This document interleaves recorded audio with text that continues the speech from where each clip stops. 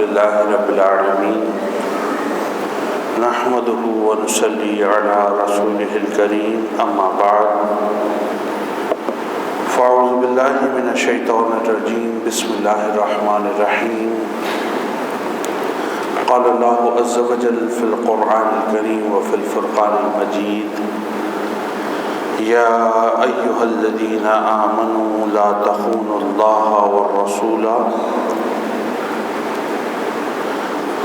وتخونوا أماناتكم وأنتم تعلمون آمنت بالله صدق الله العلي العظيم وصدق رسوله النبي الأمين الكريم أما بعد اللہ رب العزت کی دی ہوئی خصوصی توفیق کی بدولت ایک مرتبہ پھر جمعۃ المبارک کی ان مبارک ساعتوں میں ہم اور آپ اللہ کا ذکر کرنے کے لیے، اس کی یاد کرنے کے لیے، اس کے دین کی باتیں سیکھنے کے لیے، دین کی باتیں سکھانے کے لیے اور اس کی بارگاہ عالیہ میں سربسجود ہونے کے لیے اکٹھے ہوئے ہیں۔ اللہ رب العزت سے دعا گو ہوں کہ ہم تمام کا یہاں آنا، یہاں بیٹھنا، کلام کرنا اور کلام سننا اور اپنی بارگاہ عالیہ میں سربسجود ہونا قبول و مقبول فرمایا۔ جو آیت کریمہ آپ کی خدمت میں تلاوت کی ہے، سورۃ الانفال آیت نمبر 27، جس میں اللہ رب العزت مومنین کو مخاطب کر کے ایک خاص موضوع کی طرف رہنمائی فرما رہے ہیں۔ ارشاد کیا ہے؟ فرمایا یا ایھا الذین آمنوا لا تخونوا اللہ والرسول، اے لوگو جو ایمان لائے ہو، مت خیانت کرو اللہ اور اس کے رسول کے ساتھ۔ وَتَخُونُوا أَمَانَاتِكُمْ وَأَنْتُمْ تَعْلَمُونَ، اور نہ ہی اپنی امانتوں میں خیانت کرو اس حال میں کہ تم جانتے ہو۔ اس آیت کریمہ کا شان نزول ایک خاص واقعے کی وجہ سے ہوا، اور ائمہ تفسیر نے کم و بیش 3 مختلف واقعات اس حوالے سے نقل کیے ہیں، جس کے اندر ایک واقعہ تو وہ ہے جو حضرت علی رضی اللہ تعالیٰ عنہ اس کے راوی ہیں، اور آپ فرماتے ہیں کہ ایک صحابی تھے، انہوں نے کچھ خطوط مشرکین مکہ کی طرف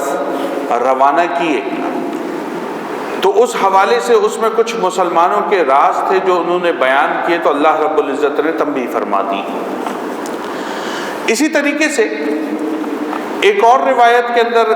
جنگ بدر کے دن قریب تھے، تو ابو سفیان جو بعد میں مسلمان بھی ہوئے تھے،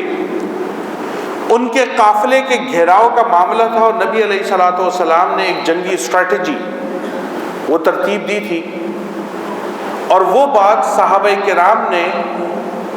یا صحابہ کرام میں سے کچھ احباب نے اس کو کچھ دیگر لوگوں کے اندر ڈسکس کر لیا تھا، نتیجتاً وہ خبر ابو سفیان تک پہنچ گئی تھی اور وہ قافلے کو بچا کر وہاں سے لے گیا تھا۔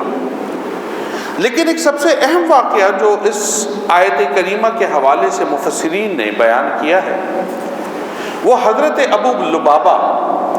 رضی اللہ تعالیٰ عنہ جو ایک خاص صحابی ہیں، ان کے حوالے سے یہ منقول ہے کہ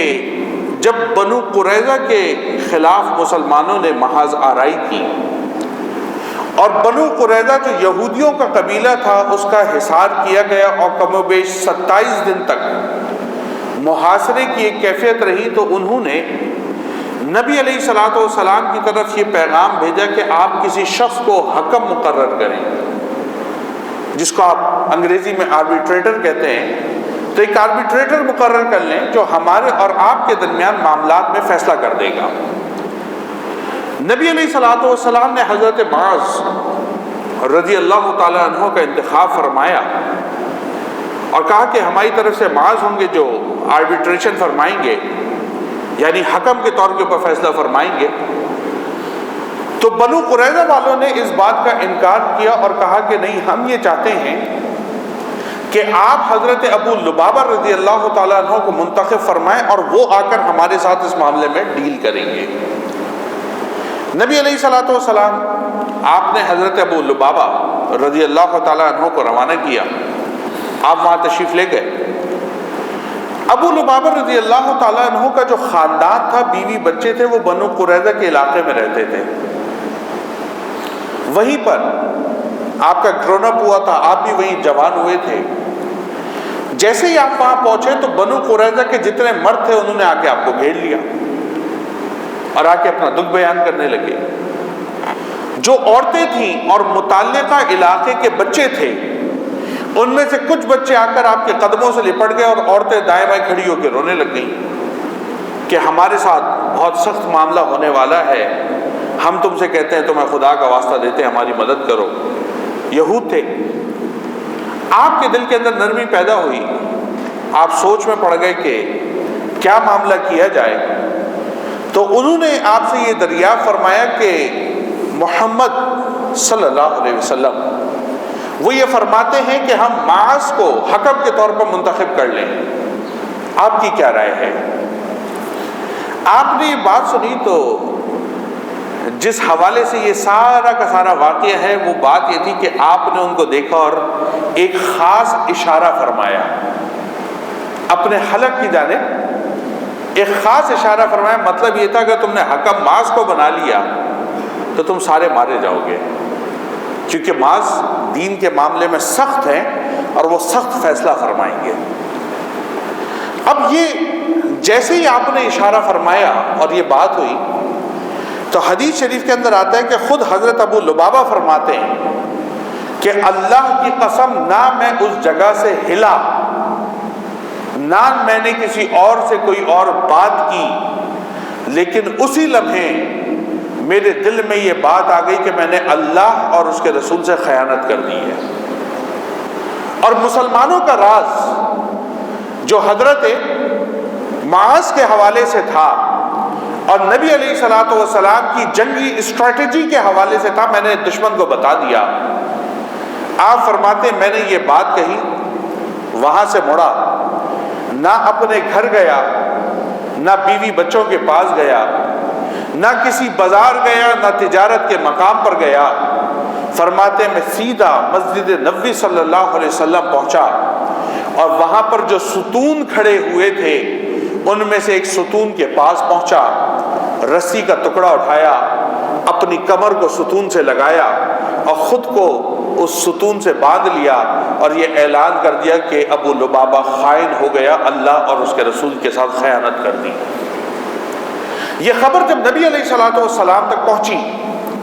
تو حضور علیہ الصلوۃ والسلام آپ نے جو ارشاد فرمایا وہ ارشاد یہ تھا کہ اگر ابو لبابہ براہ راست ہمارے پاس آتے، ہم اللہ کی بارگاہ میں ان کے لیے استغفار کرتے، اللہ کی بارگاہ میں ان کے لیے مغفرت کو طلب کرتے اور ان کے ساتھ معاملے میں درگزر فرماتے، لیکن کیونکہ ابو لبابہ نے براہ راست اپنا معاملہ اللہ کی بارگاہ میں پیش کر دیا ہے، تو اب جب تک اللہ کی جناب سے ان کے لیے معافی کا حکم نافذ نہیں ہوگا، میں محمد رسول اللہ اس کو معاف نہیں کروں گا۔ اب ذرا معاملے کی سنگینی کا آپ اندازہ لگائیے کہ ابو لبابہ مسجد نبوی صلی اللہ علیہ وسلم کے صحن میں ایک ستون سے بندھے ہوئے ہیں۔ صحابہ کرام نماز پڑھنے آتے ہیں تو ابو لبابہ کی بیوی یا ان کی بیٹی، یہ پردے کے احکامات کے نازل ہونے سے پہلے کی بات ہے، وہ مسجد نبوی صلی اللہ علیہ وسلم میں آتی ہیں، ابو لبابہ کی رسی کھولتی، آپ رفع حاجت فرماتے، وضو کرتے، نماز پڑھتے اور واپس جا کے کھڑے ہو جاتے اور آپ کو پھر باندھ دیا جاتا۔ 6 دن بغیر کچھ کھائے پیے ابو لبابہ کی یہ کیفیت ہو گئی کہ ان کو غش آنے لگے اور بے ہوشی طاری ہونا شروع ہو گئی۔ اس کے بعد آپ کی زوجہ آتی، چند لقمے آپ کے منہ میں ڈالتی، آپ کے جسم میں طاقت آتی تو فقط اتنی کہ آپ پھر نماز کے وقت جاتے، استنجا کرتے، وضو کرتے، واپس آتے، نماز پڑھتے اور خود کو ستون سے باندھ لیتے۔ محدثین نے اور ائمہ تفسیر نے کم و بیش 14 اور 20 دن کا عرصہ بیان کیا ہے کہ ابو لبابہ اسی کیفیت کے اندر رہے، اور نبی علیہ الصلوۃ والسلام جب بھی مسجد نبوی صلی اللہ علیہ وسلم میں تشریف فرما ہوتے تو نگاہ رحمت اٹھا کر کبھی بھی ابو لبابہ کی طرف نہیں دیکھتے، بلکہ نگاہ جھکا کر اپنی جگہ پر جاتے، امامت فرماتے، واپس آ جاتے۔ یہاں تک کہ 20 روز کے بعد نبی علیہ الصلوۃ والسلام فجر کے وقت سحری سے پہلے حضرت ام سلمہ رضی اللہ تعالی عنہا آپ کے دولت کدے کے اوپر تشریف فرما تھے کہ حضرت ام سلمہ رضی اللہ تعالی عنہا فرماتی ہیں کہ میں نے دیکھا کہ خدا کے محبوب مسکرانے لگ گئے۔ کہتی ہے میں پریشان ہو گئی، میں نے عرض کیا خدا کے محبوب آپ کس بات پہ مسکرا رہے ہیں؟ تو نبی علیہ الصلوۃ والسلام نے فرمایا کہ اللہ نے ابو لبابہ کی توبہ کو اپنی بارگاہ میں قبول فرما لیا ہے۔ کہتے ہیں میں نے یہ بات سنی تو میں نے کہا خدا کے محبوب کیا میں جا کے ابو لبابہ کو بتا دوں؟ تو کیونکہ پردے کے احکامات نازل نہیں ہوئے تھے تو حضور نے فرمایا چاہو تو کہہ دو۔ امی جان حضرت ام سلمہ رضی اللہ تعالی عنہ آپ آگے بڑھی اور اپنے دولت کدے کا پردہ ہٹایا اور فرمایا ابو لبابہ تجھے مبارک ہو، اللہ نے تیری مغفرت کا اعلان فرما دیا ہے، تیری توبہ کو قبول فرما دیا ہے۔ اور قرآن حکیم میں سورہ توبہ کی آیت نمبر 102 کا نازل فرمایا ہے، جس میں اللہ رب العزت ارشاد فرماتا ہے کہ مسلمانوں میں وہ بھی ہیں کہ جنہوں نے اپنے گناہوں کا اعتراف کر لیا، انہوں نے کچھ نیک کاموں کو کچھ برے کاموں کے ساتھ ملا لیا، ان قریب اللہ ان کی توبہ قبول فرمائے گا، بے شک اللہ بہت بخشنے والا، بے بہت رحم فرمانے والا ہے۔ آپ نے یہ بات بیان فرمائی تو مسلمان جو وہاں موجود تھے یکدم بھاگے، اور حضرت ابو لبابہ رضی اللہ تعالیٰ عنہ جو ستون سے بندھے ہوئے تھے کھولنے کی کوشش کی، تو آپ نے یکدم مسلمانوں کو روکا اور فرمایا نہیں، اللہ کی قسم تم مجھے نہیں کھول سکتے۔ فرمایا ابو لبابہ کیوں نہیں کھول سکتے؟ کہا میں نے یہ قسم اٹھائی ہوئی ہے کہ جب تک اللہ مجھے معاف نہ کرے گا اور رسول اللہ صلی اللہ علیہ وسلم خود آ کر مجھے اس رسی سے نہ چھڑائیں گے، میں آزادی کو قبول نہ کروں گا۔ جب یہ بات نبی علیہ السلام تک پہنچی تو آپ فجر کی نماز پڑھانے کے لیے نکلے، ابو لبابہ رضی اللہ تعالیٰ عنہ کے پاس پہنچے اور پہلی مرتبہ اس ستون کے پاس گئے جہاں پر آپ بندھے ہوئے تھے، اور آپ نے ابو لبابہ کی رسی کو کھولا اور آپ کو مبارکباد پیش فرمائی کہ اللہ نے تمہاری توبہ کو قبول کر لیا ہے۔ میرے بھائی، میرے دوست، اس پورے واقعے کو جو آپ کی خدمت میں پیش کیا، اس کو بتانے کا مقصد یہ ہے کہ صحابہ کرام ہمہ وقت اپنی شخصیت میں، اپنے دل میں پیدا ہونے والے خیالات میں، اپنی ذات میں، اپنے اعمال میں اپنی اکاؤنٹیبلٹی کیا کرتے تھے، اس بات کا مشاہدہ کرتے تھے، اس بات کا محاسبہ کرتے تھے کہ کہیں ایسا تو نہیں کہ ان کا کوئی فعل، کوئی عمل اللہ اور اس کے رسول کی تعلیمات کے خلاف اور خیانت پر مبنی ہے۔ حضرت عباس رضی اللہ تعالیٰ عنہ آپ فرماتے ہیں کہ ہر وہ حکم جو اللہ کی جناب سے ایک بندہ مومن کو دیا گیا ہے، جب بندہ مومن اس حکم کے خلاف کوئی عمل کرتا ہے تو وہ اللہ سے خیانت کرتا ہے، اور ہر وہ سنت جو نبی علیہ الصلوۃ والسلام کے دربار سے بندہ مومن کو عطا کی گئی ہے تو قرآن کے مطابق ما آتاکم الرسول فخذوہ وما نہاکم عنہ فانتہوا، کہ جو میرا رسول تم کو دے اس کو قبول کر لو، اور جس چیز سے میرا رسول تم کو روک دے تم رک جاؤ۔ فرماتے ہیں ہر وہ سنت جو رسول اللہ صلی اللہ علیہ وسلم کے دربار سے امت مسلمہ اور بندہ مومن کو دی گئی ہے، بندہ مومن اگر اس سنت کو چھوڑتا ہے، اس کا تارک ہے، تو اللہ کے رسول سے خیانت کرنے والا ہے۔ آج ذرا میں اور آپ اپنے شب و روز کا مشاہدہ تو کریں، نماز کا وقت ہوتا ہے تو ہمیں نماز کی پرواہ نہیں ہوتی، زکوٰۃ دینے کا وقت آتا ہے تو ہم گڑبڑ کرتے ہیں، کیلکولیشن میں دھوکہ اور فراڈ کر کے زکوٰۃ بھی کم دیتے ہیں۔ جب رمضان شریف کا مہینہ آتا ہے تو یہ جملہ بھی کہتے ہوئے سنا گیا ہے کہ روزے وہ رکھیں جن کے گھر میں کھانے کو نہیں ہے، ہمارے گھر میں اللہ نے دیا ہے، ہم کھا سکتے ہیں، ہم کیوں فاقہ کریں۔ یہ ساری کی ساری وہ باتیں ہیں جو اللہ کے دین سے خیانت ہیں اور اللہ سے خیانت ہیں۔ اسی طرح سنت رسول صلی اللہ علیہ وسلم کی طرف آ جائیں کہ نبی علیہ الصلوۃ والسلام کی وہ ساری کی ساری سنتیں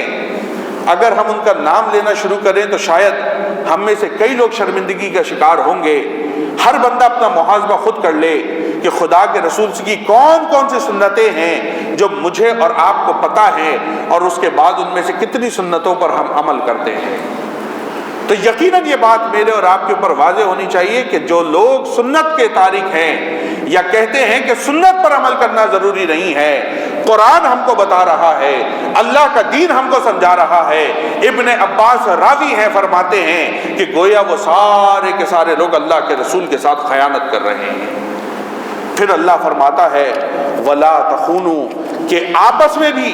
ایک دوسرے کے ساتھ ان معاملات کے اندر خیانت نہ کرو، اس حال میں کہ وَتَخُونُوا أَمَانَاتِكُمْ وَأَنْتُمْ تَعْلَمُونَ، کہ تمہیں پتہ ہو کہ تم جو عمل کر رہے ہو یہ جھوٹ پر مبنی ہے، دھوکے پر مبنی ہے، فساد پر مبنی ہے، تم آپس میں بھی اپنے معاملات میں اس قسم کا عمل نہ کرو، اللہ کی بارگاہ میں یہ قبول نہیں ہوتے۔ آج ہم ذرا بڑے کینوس پہ اس چیز کو لے کر جاتے ہیں۔ آپ اداروں کی سطح پر دیکھ لیجئے، چاہے وہ این جی اوز کو اٹھا لیں، وہ ویلفیئرز کو اٹھا لیں، وہ ان اداروں کو اٹھا لیں جو دین کے نام پر اور مخلوق کی خدمت کے نام پر لوگوں سے پیسہ اکٹھا کرتے ہیں، چندے اکٹھے کرتے ہیں، اس نام پر کہ ہم ان کو غریبوں تک پہنچائیں گے، اس نام پر کہ ہم ان کو مستحق لوگوں تک پہنچائیں گے، اس نام پر کہ اس سے غریبوں کی فلاح و بہبود کے کام کیے جائیں گے۔ اور جب ان کے پاس سرمایہ کثیر تعداد میں آ جاتا ہے تو اپنے پاس سے اس پیسے کو نکالنا ان پر اتنا گنا گزرتا ہے کہ گویا وہ اپنی جیب سے کمایا ہوا محنت کا کوئی مال نکال کر خرچ کر رہے ہیں۔ حالانکہ جو مال بھی ویلفیئر ٹرسٹ کو دیا جاتا ہے، جو مال بھی